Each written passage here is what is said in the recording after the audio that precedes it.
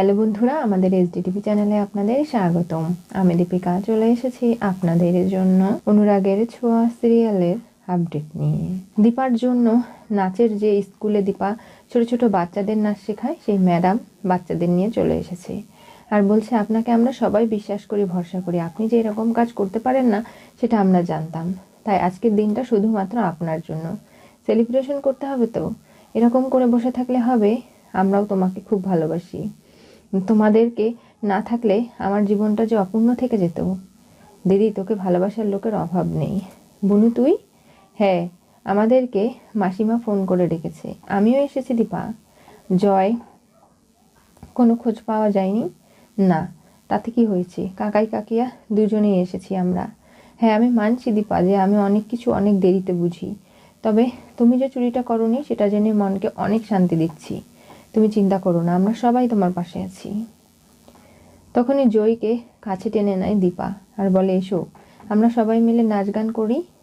জয়কে সঙ্গে নিয়েই দীপা নাচ করতে শুরু করে। আর তখনই হঠাৎ দরজায় এসে দাঁড়ায় অলি। তাকে দেখে প্রচণ্ডভাবে সাক্ষ্য এবং তার মা চিন্তিত হয়ে যায় যে এই মেয়ে যে এখানে এসে আবার অনুষ্ঠানটা পণ্ড করে না দেয়। কিন্তু তখনই সোনার মনে হয়, ছোটবেলায় সোনার উপাকে দুপাশে নিয়ে তার মা নাচ শেখাতো, নাচ করতো, কত অনুষ্ঠান একসঙ্গে তারা তিনজন করেছে। সেটা ভেবেই হেঁটে চলে যায় দীপার কাছে। সেখানে গিয়ে দুই বোন এবং দীপা আবারও একসঙ্গে নাচ করতে লাগে। আর সেই নাচ দেখে সবাই মুগ্ধ হয়ে যায়। সূর্য এবং চারু তারাও এসে দেখতে পারে যে অলি এরকম করে তার মায়ের হাত ধরে আছে, তার মায়ের সঙ্গে নাচ করছে। সেটা দেখে সূর্যর খুব ভালোই লাগে। সূর্যকে দেখে হাতটা ছাড়িয়ে দেয় অলি, বলে, কি ব্যাপার, তোমরা ফুল কিনছিলে তাই তোমাদের না বলে চলে এসেছি, তা না হলে নাচটা মিস করে ফেলতাম। বলে তো আসা উচিত ছিল বলো। আমার সঙ্গে এসজির কিছু জরুরি কথা আছে, সেগুলো হবে এখন পরে, এখন আগে কেক কাটা হোক। দেখুন ম্যাডাম, আপনি সময় সুযোগ বুঝে না হয় সেই কথাগুলো বলবেন, এই অনুষ্ঠানটা কোনোভাবে নষ্ট করতে দিলে চলবে না। রূপা ভাবে যে, মা তুমি জানতেও পারলে না, পুরো পরিবার সেনগুপ্ত এখানে রয়েছে, তারাও কখনো বুঝবে না যে আসলে আমি তোমাদের মেয়ে হারিয়ে যাওয়া রূপা। মিষ্কা আন্টি কি এখনো এই ভিড়ের মাঝখানে এসেছে নাকি আসেনি? সাইডে একটু যায় জয়ী। হঠাৎ দীপা দেখতে না পেরে ভাবে জয়ী কোথায়, খুঁজতে শুরু করে। তখনই জয়ী বলে, মা আমি এখানে, আমি এদিকে। তখনই দীপা গিয়ে তাকে নিয়ে চলে আসে। আর মা ডাকাতে অবাক হয়ে যায় সবাই। এমনকি সূর্য গিয়ে বলে, কি ব্যাপার, তুই আমার হারিয়ে যাওয়া সেই রূপা মা, তাই না? স্বীকার কর না, আমি তোর কাছে হাত জোড় করছি বাবা হয়ে, আমি তোকে আগলে রাখবো, ভালোবেসে রাখবো। একবার যে ভুল হয়েছে আর কখনো সেই ভুল হবে না রূপা মা। তোকে দেখলে আমার কেন মনে হয় তুই আমার হারিয়ে যাওয়া রূপা, আমাকে বল, উত্তর দে। ডাক্তারবাবু, এখানে সবাই রয়েছে, আপনি এরকম করে বলবেন না। ও দেখছেন না কেমন ভয় পাচ্ছে। না দীপা, তুমি মা হয়ে বুঝতে পারছো না ও আমাদের রূপা? তুমিও হয়তো সত্যিটা জানো, কিন্তু আমাকে বলছো না কেন? তাহলে ও তোমাকে মা বলে এমনভাবে ডাকলো যেন আমাদের রূপা যেভাবে মা বলে ডাকতো, মায়ের টান আকুতি নিয়ে চলতো, সেরকমটাই মনে হচ্ছে। তখনই মিষ্কা দূরে দাঁড়িয়ে সমস্ত কথাবার্তা শোনে আর ভাবে, এই রূপাটা মা বলে ডেকে সমস্ত ভেজালটা করলো, এবার কিছু একটা আমাকেই করতে হবে। সঙ্গে সঙ্গে অলিও চলে যায়, বলে, তুমি কি আমার হিংসুকুটি, যাকে ছোট থেকে আমি খুঁজছিলাম, ভালোবেসে দুজনে একসাথে বড় হব ভেবেছিলাম? তুমি কি আমার সেই রূপা? আর তখনই হঠাৎ ফোন চলে আসে রূপার ফোনে। ফোনটা রিসিভ করা মাত্র ওপাশ থেকে মিষ্কা বলে, কি ব্যাপার, তুমি ভুল করে হলো মা ডেকে ফেলেছো দীপাকে, এখন সব পরিস্থিতি সামলে নাও, তা না হলে জানোই আমি কি করতে পারি। তাই বলছি, আমি যতটা ভালো ততটাই কিন্তু খারাপ, সেটা নিশ্চয়ই তুমি জানো। এই বলে ফোন কেটে দেয়। তখনই জয়ী চিৎকার দিয়ে ওঠে, বলে, দেখুন, আমি জয়ী সরকার, সাক্ষ্যদীপ সরকারের মেয়ে, আপনি কেন জোর করে নিজের মেয়ে প্রমাণ করার চেষ্টা আমাকে করছেন বলুন তো? আমি কোনোভাবেই কিন্তু মেনে নিতে পারছি না এগুলো, তাই বলছি এই কথাবার্তাগুলো একদম বলবেন না। ঠিক আছে, সব একটু মিসআন্ডারস্ট্যান্ডিং হয়েছিল, সবটা মিটে গেছে। এখন কেক কোথায়? নন্দাই এবং তার সহকর্মী কেক নিয়ে চলে আসে। ম্যাডাম, কেকটা কাটুন, আপনার জন্যই তো সব আয়োজন করা হয়েছে, কেন বুঝতে পারছেন না? দূরে দাঁড়িয়ে জয় সমস্ত কিছু দেখে আর ভাবে, তুই আমার রূপা, তোকে দেখলে আমার সেটাই মনে হয়, তাই তোকে একটা বারের জন্য হলেও আমি জড়িয়ে ধরবো, তোকে আমি আদর করব। দেখ, যে রূপা আমাকে আমি কোলে পিঠে মানুষ করেছি তাকে এত বছর পর দেখছি, এত সহজে আমি তার থেকে কি করে দূরে যাব? দীপা এরপরে জয়ীকে পাশে নিয়ে কেক কাটতে ইতস্তত বোধ করছে। জয়ী বুঝতে পারে যে মা, তোমার পুরো পৃথিবী জুড়ে তোমার 2 মেয়ে, আমি বুঝতে পারছি আমি আছি, সোনা নেই, তোমার কষ্ট হচ্ছে। অলি এদিকে এসো। কেন? আমার জন্য? দুজনে মিলে এখানে কেকটা কাটি, বুঝতে পারছো না? আমি একলা দাঁড়িয়ে থাকবো নাকি? এই বলে ওরা হাত টেনে নিয়ে চলে আসে। 3 জনে মিলে কেকটাও কেটে ফেলে রূপার বুদ্ধির কারণে। আর তারপরে রূপাকে কেক খাইয়ে দেয়। সোনাকে খাওয়াতে গেলে সে তার মায়ের হাত থেকে কেকটা নিজে নিয়েই খেয়ে ফেলে। আর এই বিষয়টা কোনোভাবেই ভালো লাগে না দীপার, কিন্তু তারপরেও সবকিছু সামলে যায়। সবাইকে কেক দিতে চলে যায়, নিজের মাকে, এরপরে কাকাই কাকিয়াকে। কাকি নিতে না চাইলে জোর করে দেয়, বলে উর্মি কোথায়? ওয়াশরুমে গেছে হয়তো মা। ঠিক আছে। কেকের প্লেটটা রাখলেই সেখান থেকে মিশকাও কেক খেয়ে নেয়। আর ওদিকে উর্মিকে হাত টেনে নিয়ে যায় জয়, বলে দেখো, আমি জীবনে অনেক ভুল, অনেক অন্যায় করেছি, কিন্তু তুমি তো আমাকে ভালোবাসো, তাই না উর্মি? তাহলে আমার একটা কথা শোনো, তুমি পুলিশের কাছে ধরা দিয়ে দাও, এরপরে তোমার শাস্তি হোক। আমি একজন নতুন মানুষকে চাই। তুমি যে এতটা অন্যায় করেছো সেটা ভাবলেই আমি তোমার সঙ্গে থাকতে পারবো না জয়। উর্মি, আমি তোমাকে খুব ভালোবাসি। তুমি জানো আমি বড়লোকের ছেলে, বাড়ির ছোট ছেলে, অনেক আদরে যত্নে বড় হয়েছি।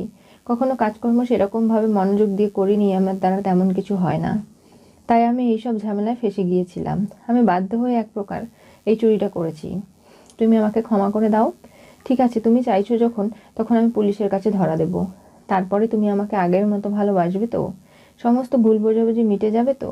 এমনকি আমরা আগের মতো নিজেরা সুখে শান্তিতে ঘর সংসার করে বাঁচতে পারবো তো? কেন পারবো না? আমি তোমাকে খুব ভালোবাসি জয়। যে বোকা শোকা তুমি ছিলে, যেরকম আমাকে পাগলের মতো ভালোবাসতে, সেই জয়কেই আমি চাই। অন্য এরকম চুরি বাটপারি করা জয় আমার প্রয়োজন নেই। সেটা নিশ্চয়ই তুমি বোঝো। তুমি চাইলেই দাদাইয়ের কাছে হাত পা ধরে টাকা নিতে পারতে, বৌদিদিকে হেল্প করার কথা বলতে পারতে। তুমি সেটা না করে বৌদিদিকে এরকম করে ফাঁসিয়ে দেওয়াটা ঠিক কাজ করোনি। ঠিক আছে উর্মি, আমি তোমাকে কথা যা দিয়েছি সেটা আমি রাখবো। ওই বলে উর্মিকে জড়িয়ে ধরে। দুজনে ভালো মুহূর্ত কাটায় আর বলে, আমি তোমাকে এবং দীপকে খুব মিস করছি। তোমাদের কাছে যেতে পারছি না, থাকতে পারছি না, পালিয়ে পালিয়ে বেড়াচ্ছি। তুমি কিছু খাওনি তাই না জয়? মুখটা শুকিয়ে গেছে, ঘুমোওনি, তাও তোমার চোখ মুখ কেমন বসে গেছে। এরপরে উর্মি খাবার এনে জয়কে দেয়। দীপা ভাবে যে আমি আসলে জয়ীকে বলেছি আমাকে মা বলে ডাকতে। ওর মা নেই, ও অনেক কষ্ট পায়, ও চোখে দেখতে পারে না, ঠিক আছে, তবে ওর মা হারানোর এই ব্যথাটা যদি আমি একটু কমিয়ে দিতে পারি। আর জয়ী জানাই যে দেখো অলি, তুমি তোমার মাকে মা বলে নাই ডাকতে পারো, কিন্তু আমি আমার এসজিকে মা বলে ডাকতেই পারি। তুমি চেনো না ওই মহিলাকে, যখন নিজের স্বার্থের জন্য তোমাকে ছুঁড়ে ফেলে দেবে তখন বুঝবে। আমাকে ছোটবেলায় শেষ করতে চেয়েছিল, আমি তখন থেকে ওনাকে ঘৃণা করি। কি হয়েছিল অলি, তুমি আমাকে বলো না সবটা খুলে। মায়েরা এরকম হয় না, তোমার কোথাও না কোথাও ভুল ধারণা হচ্ছে আর তুমি ভুল বুঝছো, কিন্তু কোনো কিছুই বলে না অলি, চুপচাপ থাকে। আর রত্নাদেবী বলে, দেখলেন তো, আপনাদের বাড়ির গুণধর ছেলে ডাক্তার সূর্য সেনগুপ্ত ওই মেয়ে চারুকে নিয়েও এখানে এসেছে। ওর লজ্জা করে না তাই না? কেন? যাকে বিয়ে করবে তাকে নিয়ে ঘুরতে লজ্জা কিসের? চারু এসে দীপাকে ফুলের তোড়াটা দেয় আর বলে, আজকে তোমার জয়ের দিন, তাই সবাই মিলে যখন সেলিব্রেট করতে আমরাও ফুল কিনতে গিয়েছিলাম তোমারই জন্য, এটা নাও তোমার জন্য। আর ব্যাগ থেকে একটা কার্ড বের করে, বলে এই দেখো, শেষমেশ এসএস আমাকে বিয়ে করতে রাজি হয়েছে, বিয়ের কার্ড ছাপানো হয়ে গেছে, আর আমার এবং এসএস এর বিয়ে। তুমি আসবে কিন্তু নিশ্চয়ই, আর সমস্ত রান্না বান্না তোমাকে নিজে হাতে করতে হবে, সব গেস্টদের অ্যাটেন্ড করতে হবে, এমনকি বিগ বংকেই আমি এই রান্নার দায়িত্ব দেবো, এমনকি যা কিছু খাবার দাবার সব কিছু বিগ বং থেকেই যাবে। দীপা অবাক হয়ে যায়, সূর্যর দিকে তাকিয়ে থাকে। সূর্যও প্রচণ্ড কষ্ট পাচ্ছে, কিন্তু কোনোভাবে প্রকাশ করতে পারছে না। শুধুমাত্র অলির জেদের কারণেই চারু আর সূর্য কি এবার সত্যি বিয়ে করে ফেলবে? চারু যেভাবে সূর্যকে বিয়ে করার জন্য মরিয়া হয়ে উঠেছে, কোনো কথাই শুনতে চাইছে না। যতক্ষণ না বিয়ে হচ্ছে ততক্ষণ চারু থামছেই না। কি হতে চলেছে অনুরাগের ছোঁয়া সিরিয়ালের পরবর্তী টুইস্টে? দীপা 2 মেয়ের হাত ধরে নাচ গান করলো। চারু সূর্যের সাথে বিয়ের কার্ড দীপাকে দিল। আজকে যেভাবে চারুর হাত থেকে দীপা এই কার্ডটা পেয়েছে সেটা দেখে তার খুব কষ্ট হচ্ছে।